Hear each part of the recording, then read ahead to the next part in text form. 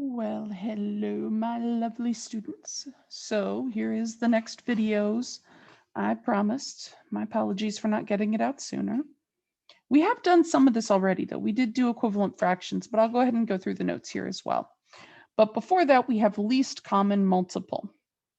Now, a lot of people confuse least common multiple with greatest common factor. And one of the biggest reasons people confuse those is because the least common multiple is going to be bigger usually, and the greatest common factor is smaller. But the least and the greatest words are going with the opposite of what most people think they should. So focus more on multiple versus factor. So a multiple is a number that's the same or however many times bigger. So times 2, times 3, times 4, however many it takes. Whereas greatest common factor is the biggest number that can divide into 2 or more numbers. So all numbers can be divisible by 1. So you always have 1 as a common factor. Sometimes it is the greatest common factor because there's nothing else. Other times it might be 2 or 3 or 6 or 5. Lots of different possibilities, but usually it's smaller than what we're looking at.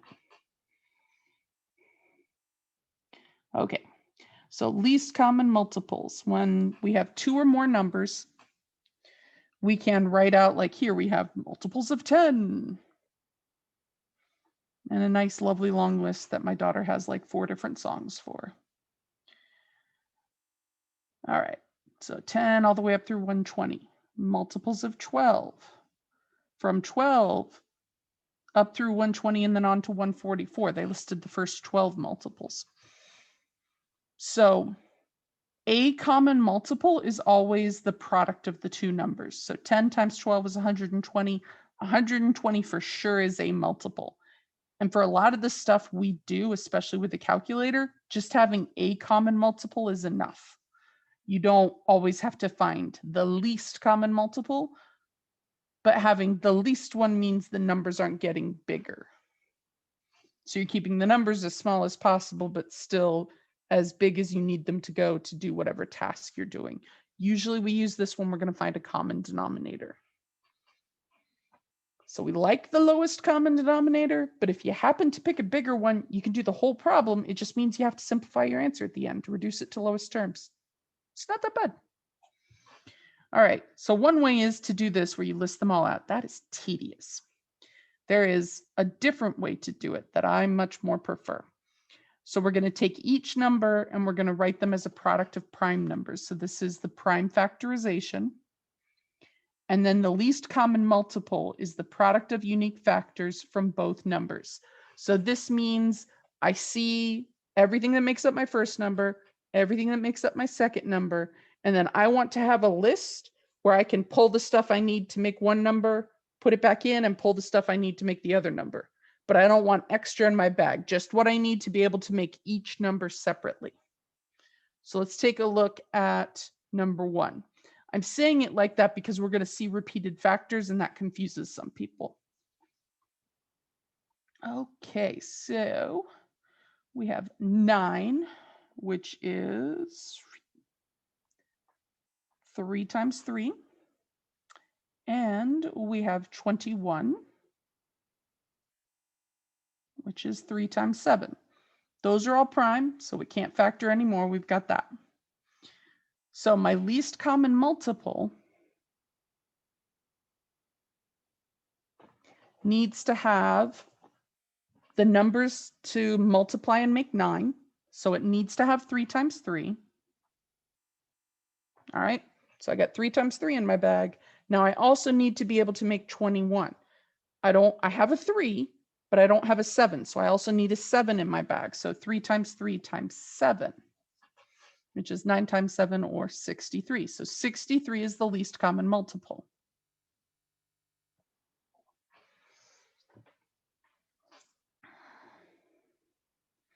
Now, sometimes you can look at the numbers and your brain will just kind of like think of multiples and intuit, oh, this one I can stop. So like 21, double that is 42, add another 21 is 63. Wait, 63 is a 9 number. Done. So you don't have to do it either of these two ways, as long as you can do it consistently.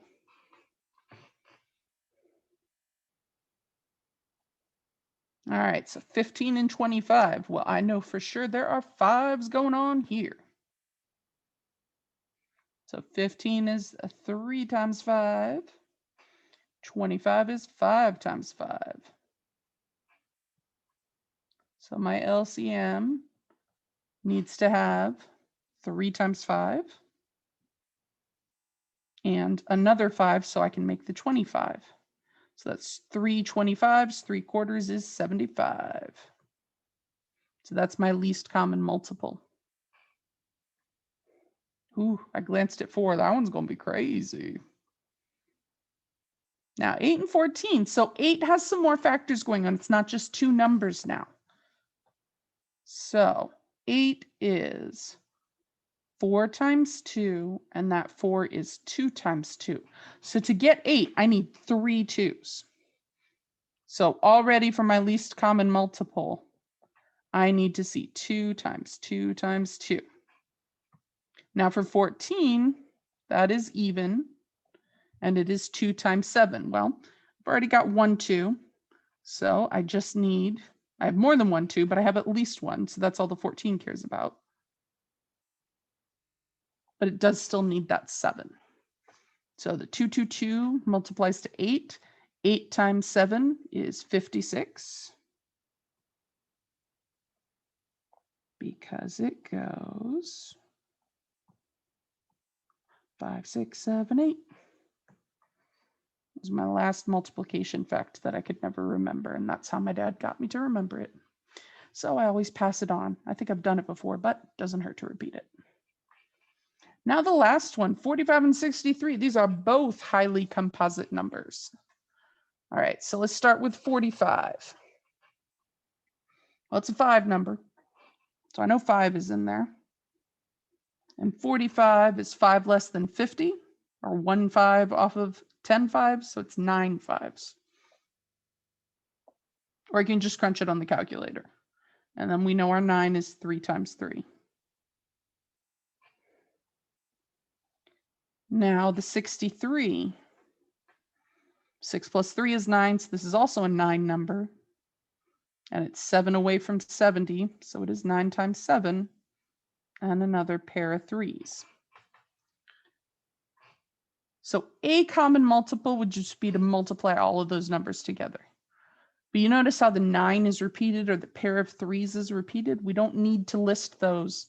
We don't need 4 3s. We only need 2 3s to be able to make each of these numbers. So the LCM only needs 3 times 3, and then a 5 and a 7. Ugh.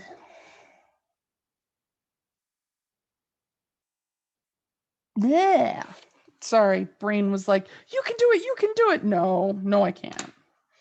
I could if I started writing, but not in my head, not in Be Sure. So 3 times 5 times 7, 315. So those numbers are okay for this question, but asking you to do fractions with numbers this big, we might do some in the examples, but honestly, most of the problems you're going to see in 1316, we try to keep the numbers small when we can. When we start dealing with money interest problems later, yeah, then the numbers are going to get kind of big because they're money numbers. You don't borrow $10, you borrow $10,000. All right, now we got some triple examples. Same rule applies. As long as I can make up each number from what's in my bag, I just multiply what's in the bag, and that's the least common multiple of all 3. That's why I like this method. All right, so 4 we know is 2 times 2. And you can, as you go, like start to fill out the least common multiple. Let me move that down. 54 is actually pretty composite. So I know for sure I need 2 times 2.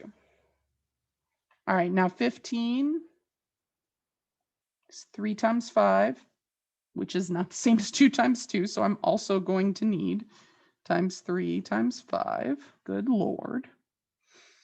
And then the 54 is 6 times 9, which gives us 2 times 3 and 3 times 3. So I have 1, 2 and 1, 3, which takes care of those two, but I still need 2 more 3s. And I'm not even going to try in my head. 2 times 2 times 3 times 5 times 3 times 3. 540. It's not that bad.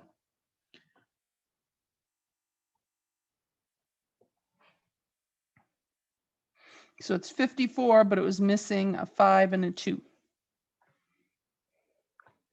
But this is why I love calculators. Now, some of the nicer calculators, there is a way to get it to do least common multiples. You have to dig through the directions and argue to get it to do the thing. All right. So we do it again. 10 is 2 times 5. So we know for sure LCM is going to have 2 times 5. Then 27 is 3 times 9, or a bunch of 3s, triple 3s. So we're also going to have times 3 times 3 times 3. And then 51. And at first, 51 always throws me for a loop. My brain goes, isn't it prime? No, wait. 5 plus 1 is 6. So this is divisible by 3. It is 3 times 17. So I've got a 3. I just need that 17. Yep, so there's our craziness. 2 times 5 times 3 times 3 times 3 times 17. 4,590. Like I said, we can do the calculation, but there is a point where it gets ridiculous. And also a point where, yes, please use the calculator. We don't want you to crunch multiplying all those numbers together by hand. All right. Now we're just going to use our knowledge of fractions to practice writing equivalent fractions, because the next video is going to be adding and subtracting them. And you got to be talking about the same size fractions to add and subtract. So 3/5 is the same as what over 15? So to make an equivalent fraction, all I can multiply by is a crazy form of 1. So 3/5 times what thing is going to get us to 15ths? So you look on the bottom, it would be 5 times 3. So we're going to put the same thing on top. And that makes the answer here 9. So 3/5 is the same as 9/15. Now, a lot of times what I'll do instead of writing the whole crazy form of 1, and what a lot of online videos will do, is they'll just draw these arrows. And as long as we're doing the same thing to the top and bottom, we're just multiplying by a really crazy form of 1. 1 doesn't change the value. We're making it look different by cutting it into smaller pieces, but I still have the same amount of pizza, if you will. So to go from -5 to -40, I'd multiply by 8. So we're going to do the same thing up top. 7 times 8, there it is again, 56. Now here, this is one of the annoying things about typesetting that drives me nuts personally, because if you're looking at this on a small screen, it looks like the fraction bar accidentally got bigger. And if that's what you're seeing is just 6/11 with a big fraction bar, that is actually a minus sign in front of the fraction. So be on the lookout for this, because Alex can trip you up if the screen is zoomed out too much, or if you're viewing it on a smaller screen. Yeah. So anytime if it looks like a fraction bar doesn't look normal, zoom in and make sure. So here there's that minus and that minus. So the minus is already taken care of. We don't have to worry about those. So now we are just figuring out, all right, from 11 to 66, multiply by 6. So on top, 6 times 6 would be 36. And both of those fractions just happen to be negative. All righty. Now, because they can, and they are perverse, weird creatures, they said, let's throw variables in the mix, because I know. But it's okay. We know what variables are. It's a placeholder for I don't know. It's okay to not know something. So on the bottom, I have 8 times m. And then over here, I have 16 times m squared. So remember that little exponent just means m times m. So to go from 8 to 16, I would multiply by 2. And then from 1m being multiplied to 2m's being multiplied, m times m, I need to multiply by another m. So 8m times 2m would be 16m squared. All right, so since that's what we would want to multiply by on the bottom, we're going to do the same thing on top. Now, anytime you see a variable on the bottom of a fraction, just assume that that variable can't be 0. The book, Alex will not always say that, but that is the assumption in a given problem, especially when we're not doing anything with the variable. So 17 times 2m, 2 17s is 34, and then we have an m. So the letters here, you could kind of think of it like the way we were doing our numbers up here. You know, I had a couple 2s, then I had 3 of a kind 3s and a single 5. I could have had called the 5 an A instead, or an X instead.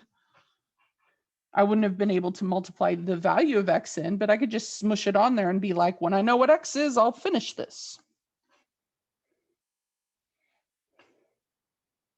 All right, so 14/35 is already not reduced.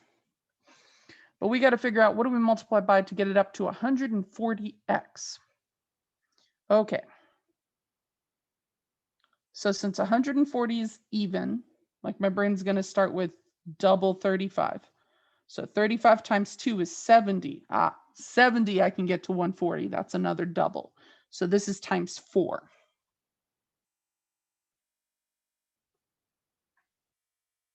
And then it has an x. We didn't with the 35.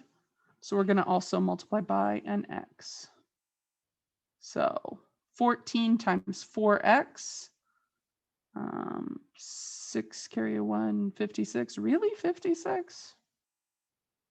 Yeah, x. Because that's 2 times 7, and if I move the 2, 2 times 4 is 8, so it's 8 times 7, 56. I did not pick the numbers. Although if I had, I still probably would have done that because it makes me giggle. So that is our equivalent fractions. We're going to pick this up right in the next video when we start adding and subtracting. But if you have your calculator, it makes it nicer.